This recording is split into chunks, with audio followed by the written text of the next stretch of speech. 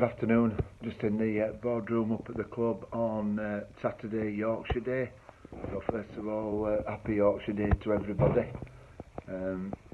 Weather's not as nice as it was yesterday, but hopefully it'll stay fine and a little bit sunny, and the same for tomorrow.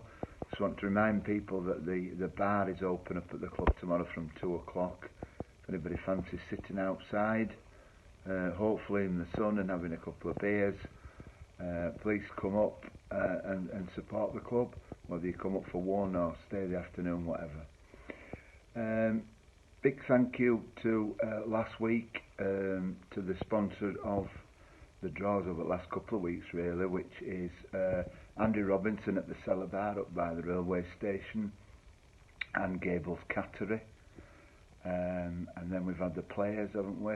And then this week we've got Nigel Warburton, who comes all the way up from Redditch to watch the Bulldogs. He sponsored the draw this week. We did receive a donation this week from the family of Bert Wales. You'll know him as a lifelong Batley supporter who sadly passed away earlier in the year. And so we've decided that next week it'll be a draw in memory of Bert Wales, Batley supporter for all his life, and his family's still supporting Batley. His son comes up to watch us. So again, thank you to them. Please support the draw. It's dropped off a little bit, but we just need to keep going and prepare for next year. That's what it's all about, preparation for next year. This week there has been obviously a development over the last week or so. Well, there's a potential competition. Just to outline Batley's position in this respect, we're a Rugby League club. We want to play Rugby League. That's the first thing. However, it's not as simple as that. We, if at all possible, would like to play in this competition, because I don't want to see, I personally wouldn't want to see a Rugby League competition taking place at championship level, and we're not in the competition. So if it does take place, I think we want to be in it.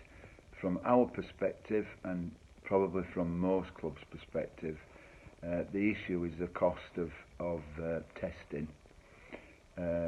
We're quite prepared to come off, as it were, and not receive furlough in part of September and October, just to get back playing. So that's not an issue.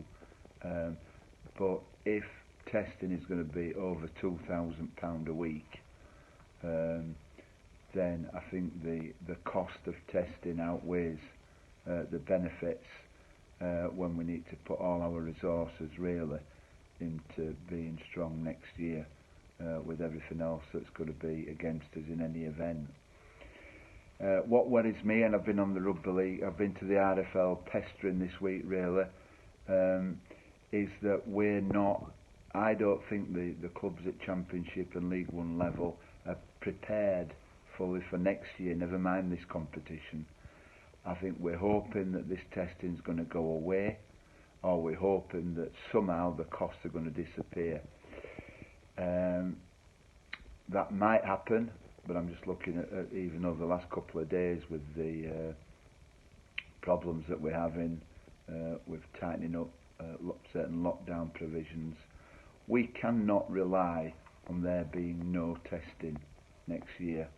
And if it's well over £2,000 a week, we are talking of £75,000–80,000 for the season.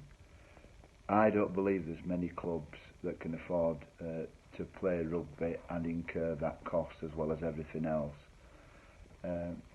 So this week we have written to the Director of Public Health for Kirklees, asking them to agree to us having 40 tests each week without having to pay,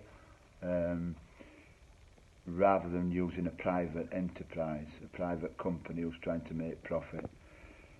We'll get a reply back. Obviously the answer will be yes or no, but then we will know where we stand, and in my view all clubs should be doing the same thing. So that's really the big kind of elephant in the room that we need to solve. But apart from that, if we could solve that and we could get testing, and there's 8 clubs that are interested, or another 7 clubs that are interested in taking part in a competition, we would want to do so. Having said that, at the moment it's not looking promising. I don't think there's going to be enough clubs that are going to say, yeah, we will take part. So we will know clearly, one way or another, we've got to inform the RFL by the 14th of August. So that is the date when everything in reality will be resolved. So I just thought I'd give you that bit of update. So I'll speak again next week and give you any more news that I can.